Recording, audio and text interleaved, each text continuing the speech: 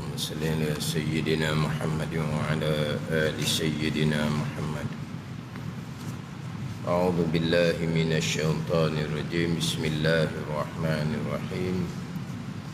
الحمد لله رب العالمين، والصلاة والسلام على سيد المرسلين وعلى آله وصحبه أجمعين. رب اشرح لي صدري ويسر لي أمري واحلل عقدة من لساني يفقه قولي. سبحانك لا علم لنا إلا ما علمتنا إنك أنت العليم الحكيم. ولا حول ولا قوة إلا بالله العلي العظيم. Kitab Fathul Mu'in, muka surat 58. Kita berhenti di terjemahan dia. Watawafun, watawafun, dan tawaf. Ini sambungan perkara yang diharamkan apabila seseorang berhadas kecil. Seseorang berhadas kecil, perkara yang diharamkan yang pertama adalah salatun, sembahyang, wa tawafun, dan tawaf, wa sujudun, dan sujud, wa hamlu mushafin, dan menanggung Al-Quran, wa ma kutiba lidarsin Quranun, dan menanggung akan barang yang dituliskan fihi padanya, pada barang. Ditulis ni lidarsin, kerana buat belajar, buat mengaji. Kutiba Quranun, akan Al-Quran. Walau ba'da ayatin, walau kana Al-Quranul maktubu ba'da ayatin, walaupun Quran yang ditulis tu setengah ayat. Kalau hain, seperti ditulis Al-Quran kepada papan lauh, tempat tulisan. Jadi diharamkan yang pertama adalah sembahyang. Diharamkan sembahyang, termasuklah sembahyang jenazah. Termasuklah sembahyang jenazah. Sembahyang jenazah pun hukumnya haram atas orang yang berhadas kecil, melainkan pandangan yang dhaif dalam mazhab Syafi'i kita menyatakan bahawa ketika sembahyang jenazah tidak disyaratkan suci daripada hadas kecil. Ini pandangan dhaif lah ni. Pandangan dhaif, pandangan Imam Istakhri, pandangan Imam Sya'bi, Imam Tabari. Sya'bi ni dia ada mazhab dia sendiri. Imam Sya'bi ni di kalangan tabi'in. Imam Syafi'i kita tabi'in. Tabi'in, orang yang sempat dengan sahabat. Jadi Imam Syafi'i kita tidak sempat dengan sahabat. Imam Syafi'i kita lahir pada tahun 150 Hijri. Pada masa itu sahabat sudah tidak ada. Yang adanya tabi'in, orang yang sempat dengan sahabat. Maka Imam Syafi'i dipanggil tabi'in, orang yang sempat dengan sahabat. Adapun tabi'in sempat dengan sahabat tu tabi'in. Jadi Imam Sya'bi ni ada mazhab dia di kalangan imam, di kalangan orang tabi'in. Pandangan Imam Tabari ada dinyatakan dalam kitab Bujairimi, ada dinyatakan dalam kitab Mahalli. Kalau pandangan dalam mazhab Syafi'i kita juga pandangan Imam Istakhri, yang mana sembahyang jenazah tidak syarat suci daripada hadas kecil, kerana sembahyang jenazah ni adalah doa. Sembahyang jenazah adalah doa, maka doa ni tidak terhenti, ia doa atas suci daripada hadas. Pada ni ada pandangan Ada pandangan. Adapun sembahyang 5 waktu itu ijma' ulama. Syarat suci daripada hadas itu ijma' ulama. La yaqbalullahu salata ahadikum iza ahdasa hatta yatawadda. Tidak menerima oleh Allah Ta'ala akan sembahyang seseorang kamu apabila berhadas sehinggalah berwudu ia seseorang kamu. Tu jelas. Sembahyang waktu tu jelas. Syarat suci daripada hadas tu jelas. Hak ada khilafnya adalah sembahyang jenazah. Yang mana ni cerita je ni. Terkadang berlaku. Terkadang ini duduk pondok, kemudian dipanggil solat jenazah. Panggil solat jenazah ni kadang-kadang mengikut masa yang dijanjikan tu, siapa-siapa Allah tak mandi lagi jenazah, mayat tak mandi lagi. Oh, boleh tahanlah, tunggu. Nak balik tak boleh lah, sebab mari tu dengan orang ambil, bukan mari sendiri. Tunggulah. Akhirnya wuduk batal. Cari punya cari, tak ada pahit untuk berwuduk. Dia pun senyap-senyap pergi semayang. Sebab apa? Ada pandangan Imam Tabari, pandangan Imam Sya'bi, pandangan Imam Istakhri, pandangan Da'if dalam mazhab Syafi'i kita. Mana? Imam Istakhri. Kita dalam Fathul Mu'in kita kan pernah dengar nama Imam Istakhri kan? Ke tak siapa tajuk lagi, atau siapa kita apa lagi? Pandangan Imam Istakhri, pandangan Imam Ar-Ruyani. Lepas dah.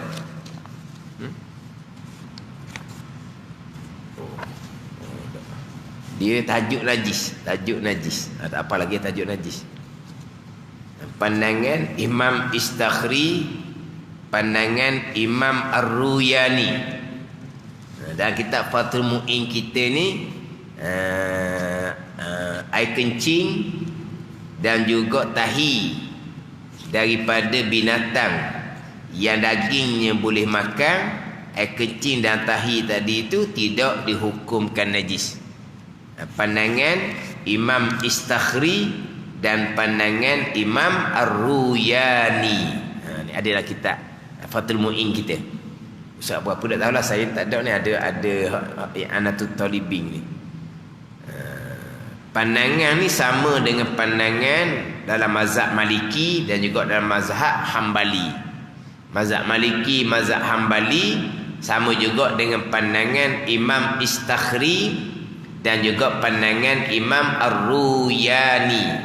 Istakhri, Ar-Ruyani ulama fiqh dalam mazhab Syafi'i kita. Sama dengan mazhab Maliki, sama dengan mazhab Hambali, air kencing dan tahi daripada binatang yang dagingnya boleh dimakan, air kencing dan tahi tadi itu tidak najis. Tapi bukan air kencing dan tahi itu boleh dimakan oleh kita. Sangat salah faham ni. Pada ni tak boleh makan, tapi najis ke tidak? Pandangan Imam Istakhri, pandangan Imam Ar-Ruyani sama dengan mazhab Maliki Hambali, air kencing dan tahi daripada binatang yang daging dia boleh dimakan. Air kencing kambing, tahi kambing, air kencing lembu, tahi ayam, tahi itik. Tahi itik sungguh ni bukan tahi itik kuih yang. Kuih dah ada. Tak najis. Ada ni. Tak najis. Kisah-kisah dahulu lah ni, cerita-cerita orang tua dahulu. Orang alim lah, tuk guru besar. Tahi kambing tu mainan je. Dia bela kambing. Kambing tu kalau ada dipakan, dia kebah-kebah gitu, dia tepi-tepi gitu je, tak basuh-basuh pun. Sebab apa? Pandangan Imam Istakhri, pandangan Imam Ar-Ruyani sama dengan mazhab Maliki dan Hambali. Air kencing dan tahi daripada binatang yang daging boleh dimakan, air kencing dan tahi tadi tidak dihukumkan najis. Istakhri. Sini dah ni Istakhri seorang je, Ar-Ruyani tidak ada. Pandangan Imam Istakhri semai jenazah tidak syarat suci daripada hadas kecil. Tadi timur tadi itulah kata senyap-senyap ia wuduk atas dah. Dicari-cari pahit untuk berwuduk tak jumpa.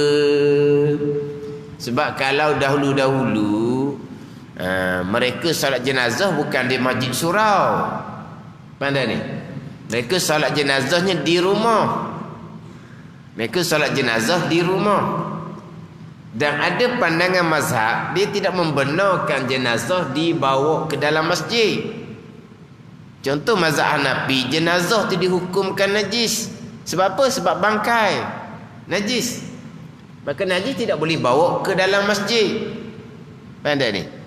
Kalau bawa ke masjid disemayang di halaman luar saja, takkan masuk dalam masjid. Tapi saya dahulu masih di Kelantan, di Besu, dia sembahyang jenazah di rumah arwah sendiri, bukan di masjid. Kalau di masjid senang ambil wuduk, kalau wuduk atas. Kalau di rumah orang ni, di rumah orang ni nak cari mana wayang pahit. Bukan semua ada wayang pahit di halaman rumah. Wayang pahit di halaman rumah tu rumah orang hok besar-besar. Rumah kapur tak ada kadang-kadangnya. Bila wuduk atas, cari tak ada. Naik semayang. Wuduk tak ada. Pandangan Imam Istakhri, pandangan Imam Sya'bi, Imam Tawari. Ada pandangan. Ada cerita ilmu lah ni. Kan? Sebab kalau di sebelah sana, sebelah Kelantan ke Besuk ke, kalau kita sapa, dikata baru je nak mula memandikan jenazah, boleh tahan tunggulah, kitanya nak boleh kesiap mandi. Dia tak sama dengan Kuala Terengganu kita. Kuala Terengganu kita sapa-sapa, oh dia kata baru je semai jenazah, baru je memandikan jenazah. Kita tak ada pusing bagi, naik siap dah. Ni Terengganu kita. Sebab Terengganu kita ni dia mahir, dia pakar dalam memandikan jenazah, boleh buat cepat. Orang Kelantan, orang Besuk ni dia tak mahir mana, lambat. Mana kalau kita sampai tu mengikut janji. Kalau kata semayang tu pukul 8 pagi, pukul 8 pagi lah kita pergi. Tiba-tiba sampai pukul 8 baru nak memandikan jenazah. Oh, boleh tahan tunggulah. Terengganu memang cepat. Sebab apa? Sebab masa tengah memandikan jenazah tu telefon duk bunyi semua. Tempat lain menanti. Ni duk tunggu ni. Jadi memandikan jenazah tu pernah orang Kelantan lah, keluarga dia meninggal di Terengganu, dia tengok orang kita memandikan jenazah, dia bersungguh. Dia kata apa? Ngasau. Benar? Ngasau. Ada ni. Masa balik pun ngasau, masa gosok pun ngasau. Sebab apa? Nak cepat. Belah sana dok. Dia memandikan jenazah ni beraluh. Siram air pun beraluh, gosok pun beraluh. Paling jenazah pun beraluh. Lambatlah. Terengganu kita memanglah cepat. Sebab apa? Kadang-kadang ni sungguh ni, aurah terbuka bila lagi tutup. Aurah terbuka jenazah tu, nampak peha dia lagi tutup. Sebab apa? Nak cepat. Sebab apa? Telefon duk bunyi ni, tempat lain menanti. Ada orang Kelantan dia kata apalah, dia kata apa ni, ngasau, mana buat cara kasau. Ada di Terengganu kita, kapang pun cepat. Mahir. Kalau kita kata buat main lah. Oh, nanti sudah je mandi, dicapok je naik, duduk atas kain kapang, buku-buku sesar kali gitu. Kalau nak kata lah, ada kita nak cerita apa ni, agak tu sikit lah, agak tidak beralu. Kalau belah sana memang beralu. Kalau kata baru je mandikan jenazah, memang siap tunggulah kitanya. Sebab apa? Mandinya lama, kapan pun lama. Sebab apa? Sebab sangat beralu, sangat cermat. Tempat kita lain, tempat kita ni pasal lain. Jadi dalam keadaan menunggu lama tu lah, duduk batal, cari pahit tak ada. Mana? Semayang. Kalau nak tanya dia tu semayang je lah. Lepas tu pandangan mana? Pandangan Imam Istakhri. Sebab apa? Sebab sembang jenazah ni dia adalah doa. Sebab tu sembang jenazah dia tak sama dengan sembang waktu. Mana waktu ni yang afdal jadi imam adalah imam yang faqih, yang qari. Adapun sembang jenazah dia lebih kepada imam yang lebih tua. Dan imam di kalangan ahli keluarga yang paling hampir. Sebab apa dipilih orang tua menjadi imam solat jenazah? Sebab dia orang tua ni lebih dimustajabkan doa. Tapi orang tua ni pandailah sembang jenazah. Tapi ada tu imam masjid yang lebih faqih, yang lebih qari daripada orang tua ni.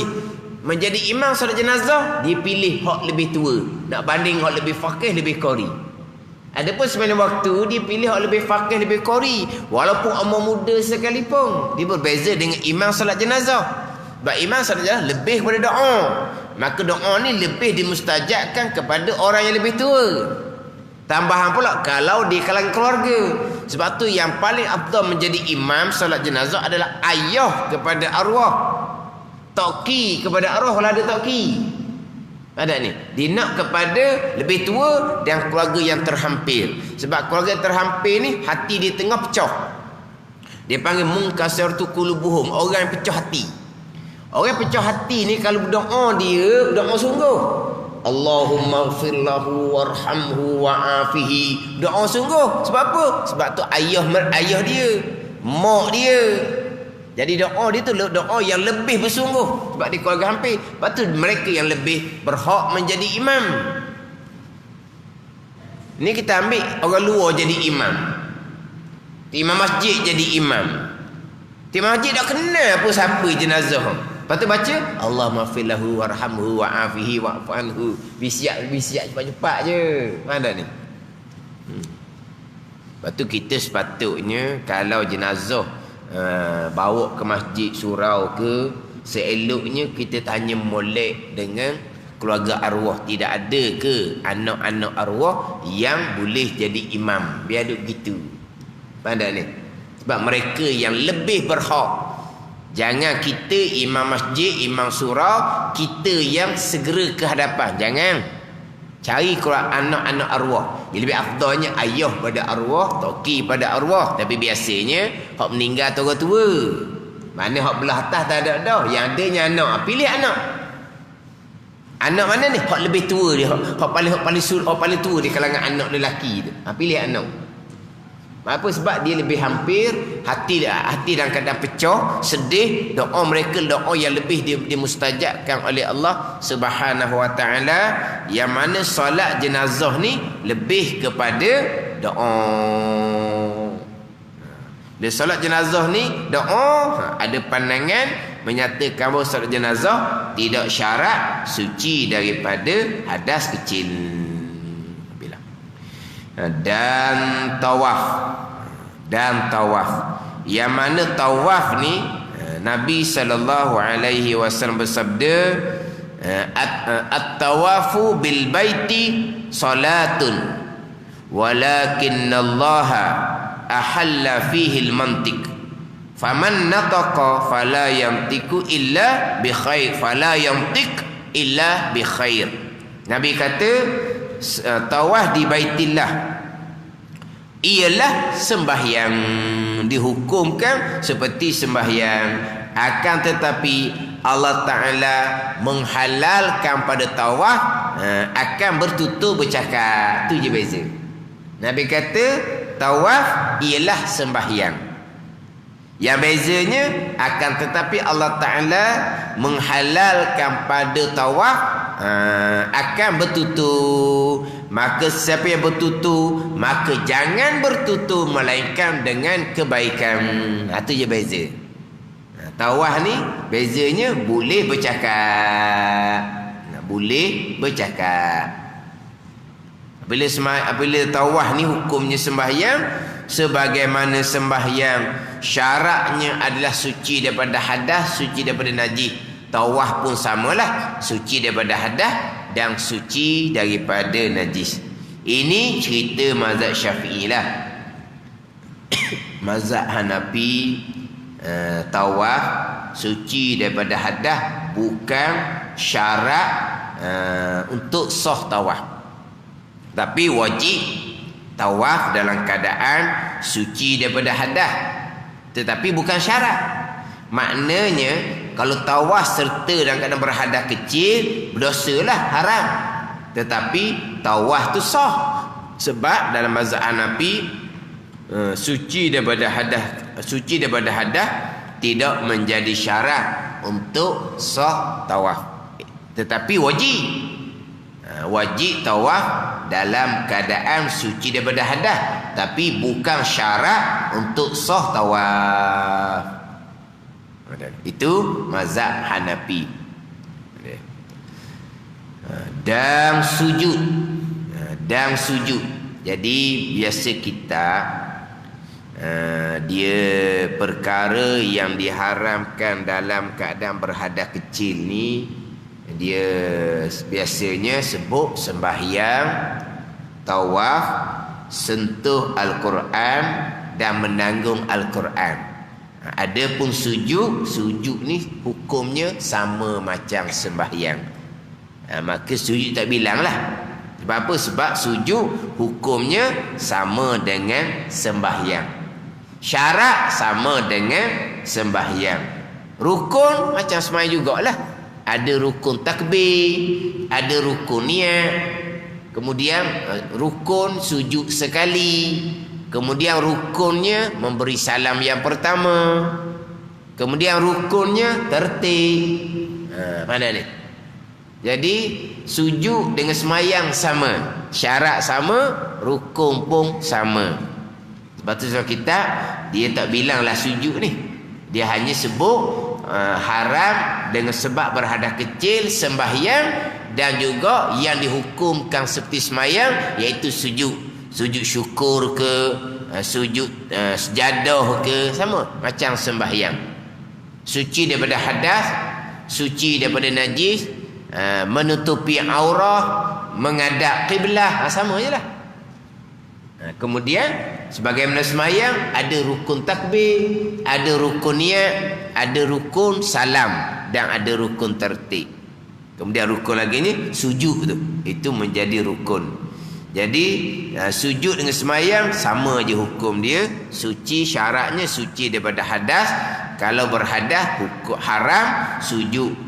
Haram sujud, sama ada sujud syukur ke, sama ada sujud tilawah ke, haram sujud dalam keadaan berhadas. Sebab apa? Sebab syarat nak sujud sebagaimana syarat sembahyang, suci daripada hadas kecil. Dia dalam kitab ni dia mulai dengan yang diharamkan dengan sebab berhadas kecil.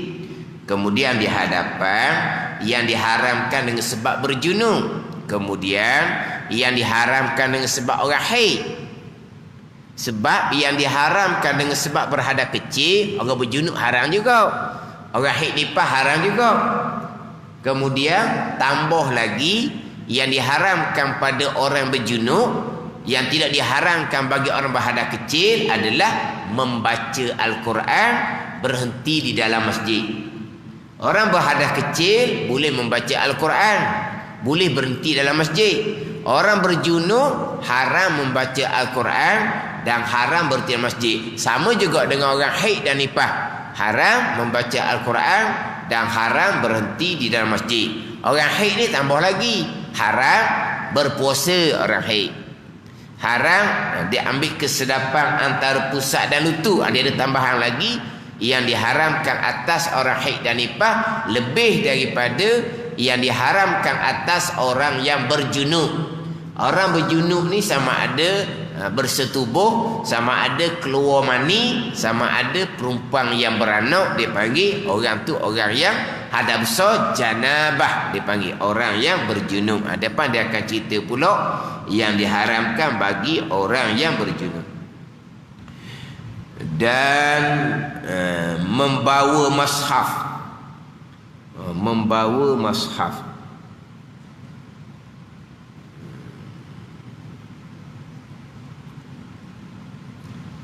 dalam kitab kita ni menyentuh tidak ada. Menyentuh Quran, menyentuh Quran tidak ada. Dia hanya datangkan menanggung Al-Quran. Dia terjemuh dengan membawa mushaf. Membawa. Kalau dalam kitab dia kata menanggung Al-Quran. Menanggung Al-Quran. Faham tak menanggung Al-Quran ni? Mana bawa Al-Quran. Bawa Al-Quran.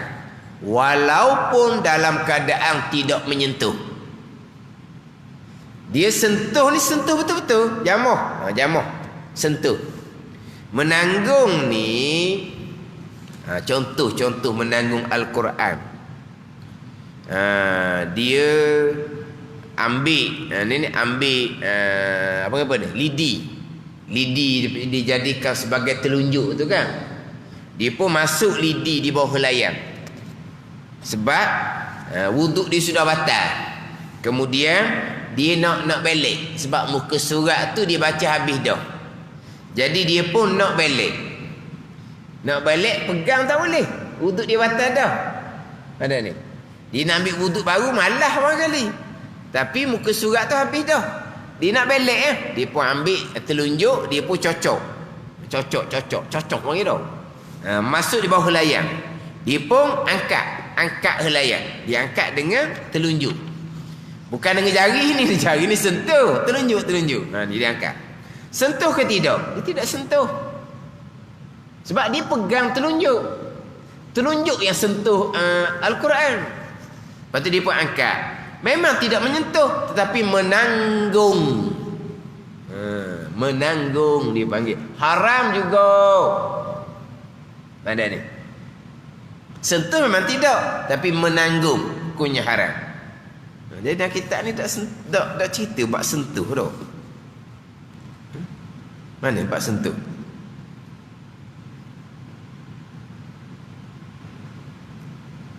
Depan tu ada, bawah tu dia ada cerita bab sentuh sikit bawah tu. Di bawah sekali tu. Wa masu waraqatin walawil bayada au nahwi zarfin uidda lahu wa huwa fihi. Wa masu waraqatin, haram pula menyentuh, memegang lembaran mushaf. Lembaran mushaf. Kulit mana? Helaian Quran tu lah haram pegang. Sekalipun bahagian yang kosong. Ni ada cerita bawah tu sentuh. Dia biasa dalam kitab haram dengan sebab berhadas kecil, sembahyang dan tawaf dan sentuh Al-Quran dan menanggung Al-Quran. Dia biasa bicara sentuh terlebih dahulu, baru bicara menanggung. Kemudian dalam Fathul Mu'in ni dia ceritanya haram menanggung Al-Quran. Tetapi dalam syarah I'anatut Talibin ni menanggung Al-Quran ni dalam I'anatut Talibin.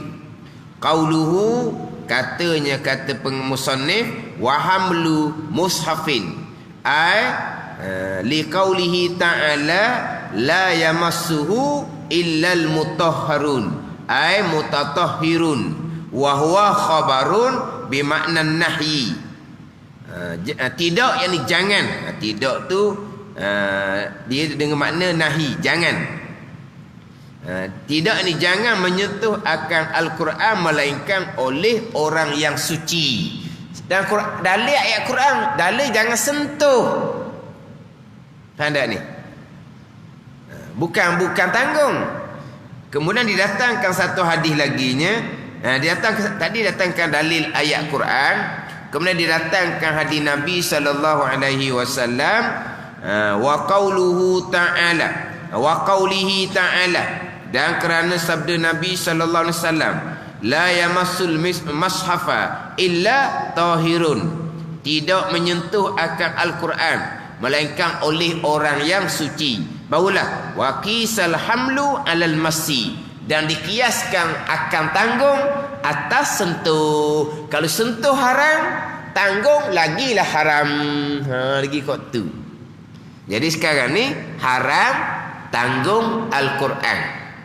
Didatangkan ayat Al-Quran, didatangkan hadis Nabi melarang sentuh Al-Quran dalam keadaan tidak suci.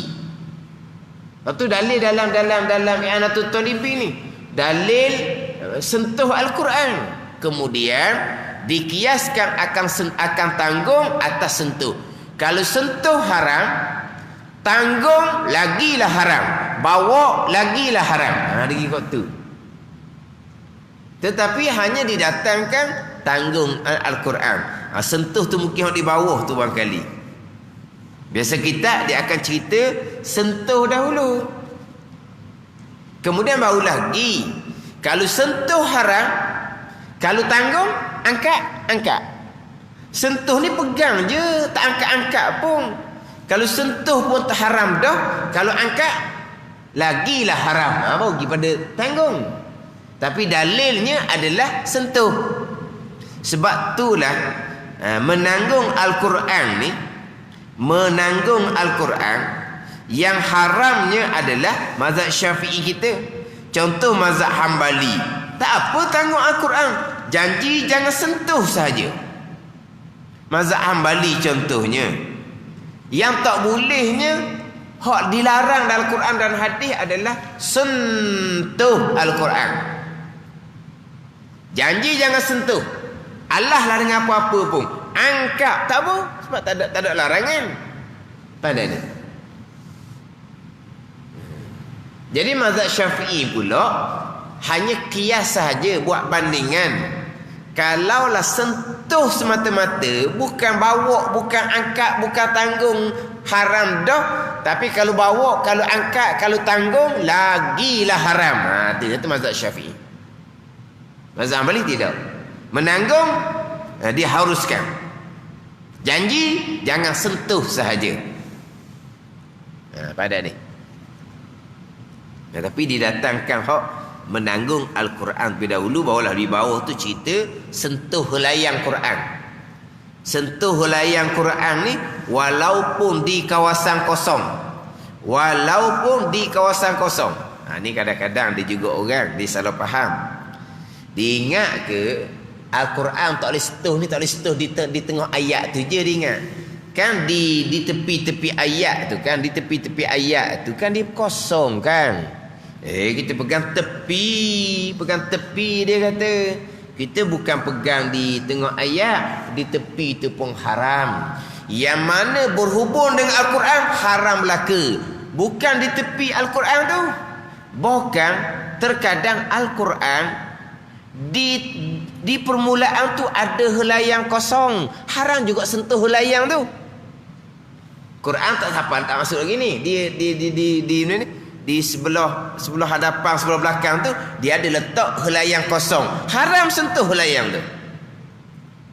Bukan helayang kosong, bahkan terkadang dia letak Asmaul Husna, terkadang dia letak di helayang awal tu dengan panduan.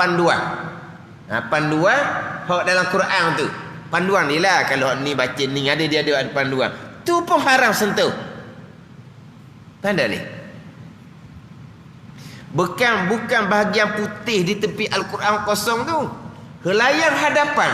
Kalau helayang tu kosong, haram sentuh. Kalau helayang tu ada Asmaul Husna, haram sentuh. Sebab helayang tu berhubung dengan Al-Quran, haram sentuh. Termasuk kulit pun haram sentuh. Kulit pun haram sentuh. Kulit ni sampai peringkat kulit yang bercerah pun haram sentuh, selagi dinamakan kulit Al-Quran. Apa gitu dalam mazhab Syafi'i kita ni. Bahkan di bawah tu bukan kulit Al-Quran, bekas Al-Quran pun haram sentuh. Faham bekas Al-Quran ni kan cerita di bawah tu. Apa petok bawah sekali tu. Bekas Al-Quran yang mana terkadang Al-Quran hak mahal. Al-Quran hak mahal. Dia ada dia punya kotak dia. Dia ada dia punya apa ni? Ni. Kotak kadang-kadang dia ada dia punya tu. Ni. Sarung ke? Quran mahal kan dia ada dia punya sarung. Kan sarung kadang comel sarung dia tu. Dia ada kotak dia. Yang mana kotak tu bekas tu kita panggil bekas. Bekas tu kotak ke sarung kita bekas. Jadi kalau bekas tu memang khas untuk Al-Quran. Ada pun macam beg ni bekas juga, tapi dalam beg Al-Quran kita bubuh, kitab kita bubuh, baju semayang kita bubuh, tu bicara lain. Bekas ni memang bekas khas untuk Al-Quran. Quran mahal ada bekas dia, ada kotak dia, ada sarung dia. Bekas sarung ni pun haram kita sentuh ketika Quran berada di dalam. Ada ni. Bekas ni bekas untuk Al-Quran semata-mata. Satu. Syaratnya ketika tu Quran berada dalam bekas. Kita pun tengok bekas Al-Quran tu kan, kita pun jamur comelnya bekas haram. Ada pun kalau bekas tu bekas Al-Quran, tapi masa tu Al-Quran ada atas reha, bekas ada suku sakak, bekas tu dia pegang lah. Ada ni. Bekas tu sebenarnya tidak berhubung dengan Al-Quran, dia tak sama macam kulit. Tapi oleh kerana bekas tu disediakan untuk Al-Quran, dan di saat tu Quran tu ada dalam bekas tu, maka bekas tu haram kita sentuh. Bukan akak sentuh pun haram dah. Faham tak? Sama telah kulit, sama telah helayang kosong, sama telah hak putih yang berada di tepi Al-Quran. Itu sentuh. Tapi di bicara kita ni tanggung terlebih dahulu. Kemudian kalau sentuh Al-Quran, dia biasa kalau bab Al-Quran ni yang diharamkan bila berhadap kecil, lebih senang kita cerita bab sentuh, barulah kita cerita bab tanggung. Macam ni? Dia sentuh Al-Quran ni walaupun dalam keadaan berlapik sekalipun. Ada satu. Bukan tanggung, sentuh. Dia nak sentuh Al-Quran, dia pun ambil kain, ambil sapu tangan, ambil tuala, ambil sarung tangan, dia pun pegang Al-Quran. Dia kata dia berlapik. Dia tak sama dengan hak berkaitan dengan sentuh tu lah. Sentuh lelaki perempuan batal wudu, sentuh yang tidak berlapik. Ada ni.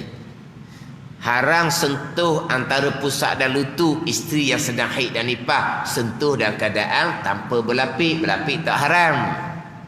Perempuan haid dan nifas, suami haram sentuh antara pusat dan lutut. Mana panggil sentuh? Dalam keadaan tidak berlapik. Kalau berlapik tak apa. Pada ni.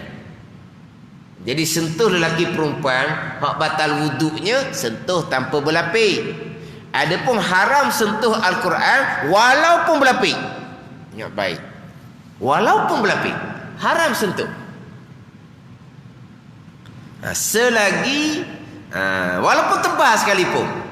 Walaupun tebal lapik Allah tu tebal sekalipun, selagi pada uruf dipanggil sentuh Al-Quran. Pada ni. Maka hukumnya haram. Ini cerita mazhab Syafi'i kita lah. Ini cerita mazhab Syafi'i, cerita mazhab Maliki. Ada pun mazhab Hanafi, ada pun mazhab Hambali. Sentuh Al-Quran, janji berlapik, tak apa. Ya berlapik dah apa. Mana kena sentuh Al-Quran, ambil sarung tangan. Sentuh Al-Quran. Sentuh ni ada sarung tangan ni, berlapik. Mazhab Hanafi, mazhab Hambali diharuskan. Mazhab Syafi'i tak boleh. Mazhab Syafi'i, mazhab Maliki tak boleh. Sentuh Al-Quran walaupun dalam keadaan berlapik tebal sekalipun, hukumnya adalah haram. Jadi yelah, kita salah faham tu mungkin mazhab lain lah dia ngaji dah. Ada orang ramai kita faham sentuh Al-Quran ni hak haramnya kalau sentuh tanpa berlapik. Berlapik tak apalah, itu bukan mazhab Syafi'i tu. Mazhab Hanafi, Hambali, hebat orang kita. Hebat orang kita. Ada? Tahu mazhab lain. Bukan tahu pun tu tak ngaji pun kali. Kan kalau kita ngaji, kalau pekoh mazhab Syafi'i, kalau kita ngaji memang kita ngaji pekoh mazhab Syafi'i. Tak belajar lah tu. Nanti di hadapan. Di hadapan. Hak banyak berlaku dalam masyarakat kita. Suruh anak yang belum baligh untuk sipang Al-Quran sebab mau ayah ni wuduk batal dah. Dia bercari di hadapan tu. Hak di muka sebelah tu, di hadapan. Haram. Haram kita menyuruh budak-budak yang mumayyiz menyentuh Al-Quran. Bukan kerana hajat belajar dia. Hajat kita. Kita baca-baca Al-Quran, kemudian wuduk kita batal. Kemudian orang kita ni dia tak biarkan Quran terbuka begitu. Dia rasa macam macam tak tutup. Orang kita kan Al-Quran terbuka, dia tidak biarkan seumpama tu. Orang apa? Deh lah. Terbuka gitu. Orang kita tak boleh. Kena tutup. Dia nak tutup tak boleh sebab wuduk dia batal. Dia panggil anak orang tutup Quran mak tutup Quran ayah ni. Lepas tu pergi sipang Dah awang budak tu. Awang tu budak tu lah. Mek kawan tak kira lah. Budak tak ada semayang kedau. Budak tak ada semayang, tapi dia tak balik lagi. Dia tak haram, kamu yang haram. Mak ayah tu yang haram. Ada ni. Dia yang panggil. Sehingga kan kalau budak tu nak pegang Al-Quran, bukan kita suruh, dia nak pegang budak Al-Quran. Ia wuduk tak ada, wajib kita kena cegah. Ada ni. Anak kita nak pegang Al-Quran, anak kita belum balik, wuduk dia tak ada, dia nak pegang Al-Quran, wajib kita cegah. Ni kita yang panggil dia, mari tolong tutup Al-Quran mak ni, tolong disipang. Allah dah reti sangat-sangat. Dan kitab Kifayatul Muhtadi, saya baca di Majlis Mana Baru, sebelum dia bicara berkaitan dengan suruh budak-budak yang belum balik memegang Al-Quran, dia kata banyak berlaku di kalangan kita. Ya sungguh haram. Budak tu belum balik, budak tak ada hukum sebab dia belum balik. Orang tua tu lah ada ni, dia suruh anak dia pegang Al-Quran dah kerana tak ada wudu. Yang boleh ibu bapa benarkan anak tu pegang Al-Quran tanpa wudu untuk belajar dia. Dia benarkan untuk apa? Dia ambil Al-Quran untuk pergi belajar. Dia nak baca, nak mengulang, lepas tu nanti nak pergi rumah tok guru dia. Wuduk tak ada, maka tak apa kita membenarkan. Cuma disunatkan kepada kita sebelum kita benarkan dia pegang Al-Quran untuk belajar Quran dia, sunat kita sudah ambil semayang dahulu. Sunat je. Faham tak dia? Hajat belajar dia bukan hajat kita. Ya, baik. Ada kitab kita comel. Lepas tu dalam kitab kita ni ada cerita berkaitan dengan hak Quran, hak bercampur dengan tafsir. Lengkap dalam kitab kita ni. Cuma disentuh dia baik cerita berkaitan dengan tanggung terlebih dahulu. Mana sebelum daripada cerita berkaitan dengan sentuh Al-Quran. Hak dalil yang didatangkan adalah dalil larangan menyentuh Al-Quran. Dalil larangan menanggung Al-Quran tidak ada. Cuma dalam mazhab Syafi'i, kalau menyentuh Al-Quran haram, menanggung Al-Quran lagilah haram. Kemudian berkaitan dengan menyentuh Al-Quran ni sendiri pun ada khilaf di kalangan ulama. Ada khilaf di kalangan ulama berkaitan dengan larangan menyentuh Al-Quran dalam keadaan tanpa berwudu.